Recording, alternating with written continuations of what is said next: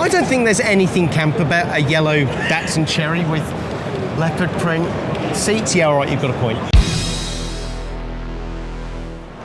I'm here at the GCCG with Mark. Hello, Mark. Hi, Bob. How's the show going for you? Really well, really busy. I spent most of it underneath the dashboard so far, but yeah. A dashboard of which car? I was working on a friend's AX over there, you know, so... A Citroen AX? That's it, yeah. It's not a big dashboard to be under that, is it? It's not, no, but the heater motor doesn't want to come out from behind it. So. It's a thankless task, isn't it? So, for the people at home, explain to us the GCCG and why it was set up. Right, so the GCCG, Gayest Classic Car Group, is a club for LGBTQ plus and allies.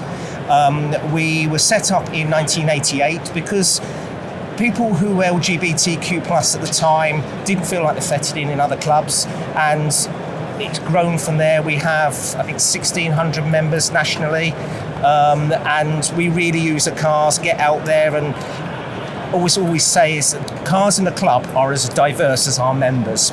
Absolutely, absolutely. Now, I can hear some people at home going, oh, why do you need a specific LGBT car club? There aren't gay cars. Why do people need that?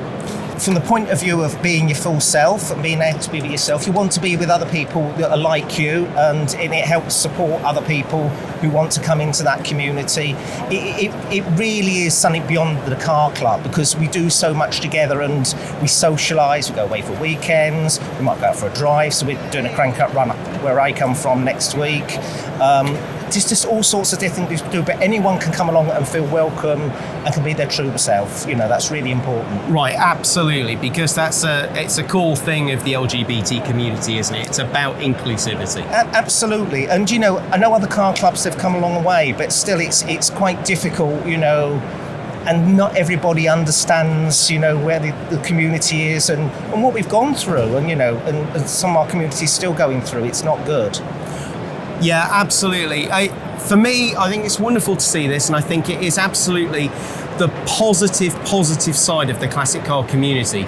Is there's so many of us who are misfits, who are brought together by this love of shonky old metal and quirky old cars, right? Absolutely. And you know, there's plenty of non-LGBTQ plus people who are in other car clubs, probably about as quirky as us as well. Can confirm. Yeah, but in the end of the day, everybody's welcome. Mark, thank you very much for your time. No problem, thank you.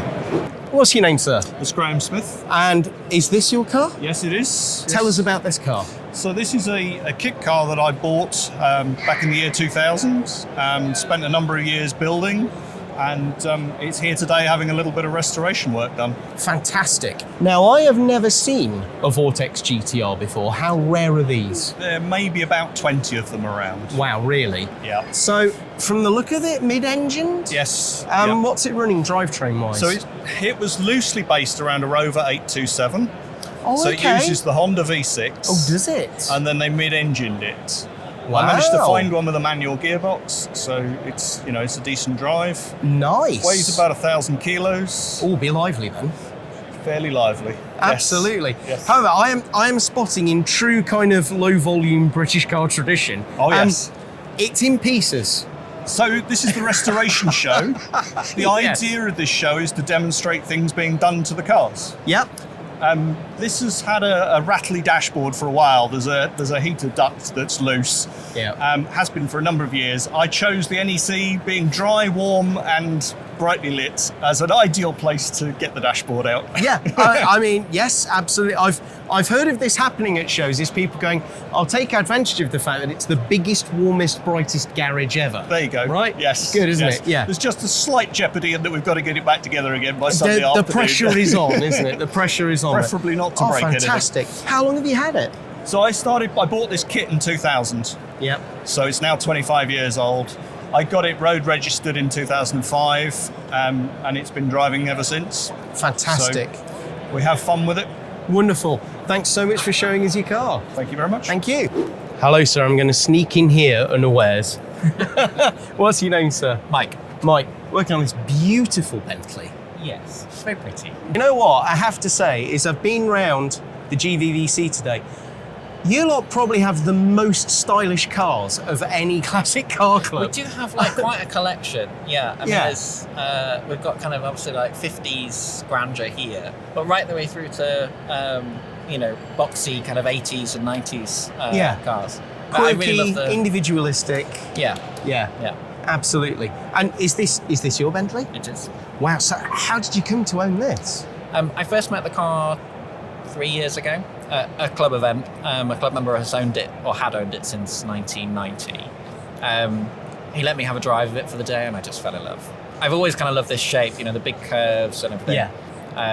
And then, I just completely fell in love. I was like, I've got to own that car one day. And then I got the opportunity, and then I just bought it. The question I have to ask though is, do you prefer driving it or being chauffeured in it? I love driving it. Yeah. It's of the era where some people bought them to be chauffeured and some people bought them to be driven in, and so they have actually spent some money in the front, which is nice. The back seats you can tell are the expensive seats. Oh, okay. You The can- back seats are the expensive Yeah, seats. 100%. They're not the cheap seats at the back. They're the No, expensive definitely not the cheap right, seats. Okay. Whenever you get in them, you get this. Everybody who sits in them, they go, ooh, because there's this sink into the seat. But yeah, up in the front, it's very comfortable. I've driven across France in it, and it's great to drive. It is probably more akin to sailing than it is driving. You're the captain. You're the You are the- helmsman rather than You the are, driver. yes. The steering is quite vague, and of course the steering wheel is very big. What would the name of the ship be? Well, I know her name. Okay. She came with a name. Her name is Tessie. 2-ton Tessie. 2-ton test. Yeah. So she came with a name, so I've stuck with it. I don't. I feel like it's bad luck to change the name of a ship, isn't it? It's bad luck to change the name of a car. Lovely to meet you. Thank Nice you to for meet your you. time. Thank you. You're very welcome. Excuse me, sir. I have a question for you. What is the gayest classic car? No idea. She's no idea. Citroen DS. Oh, decapotable? That's the one. Oh, that's quite fabulous. I don't know, the Twingo's probably not the Twingo. the butchest car, is it? Oh, I think a Citroen DS Decapitar in Champagne. Liberace's Cadillac. Any sort of 2-door or 3-door SUV. I think a Rover 100 convertible, perhaps. Oh, Vitara. Soft top. Yes. Oh, Vitara soft top. Yeah. Got to be this, of course. That is quite fabulous. A bright yellow, Datsun Cherry. slightly camp cherry. I think more Bentleys is more the sort of now we know. era of gentlemen, shall we say. I brought my Phantom Pla 1500, which is actually a very gay car. I see more Leyland. The little Nissan things. A Figaro. Figaro. That's it. Oh, A Figaro. a Figaro. But not in pink. In like the mint green. The I feel mint green. Yeah. Like, there's a bloke who has a Coco Chanel's old Rolls Royce. That has to be like the gayest thing ever. So on the sand, we're coming a Rover 100, which is Rover 100. Rover and Leyland owners. Is there something you're not telling us? Not much camper than those seats, is there? Sorry to jump you with the loaded question. but- That was a very loaded question. For more videos from the 2026 Practical Classics Restoration Show, be sure to subscribe, as we'll be dropping new videos from the show over the coming days. And if you want to watch our full show coverage, then we made a handy playlist you'll find in the description.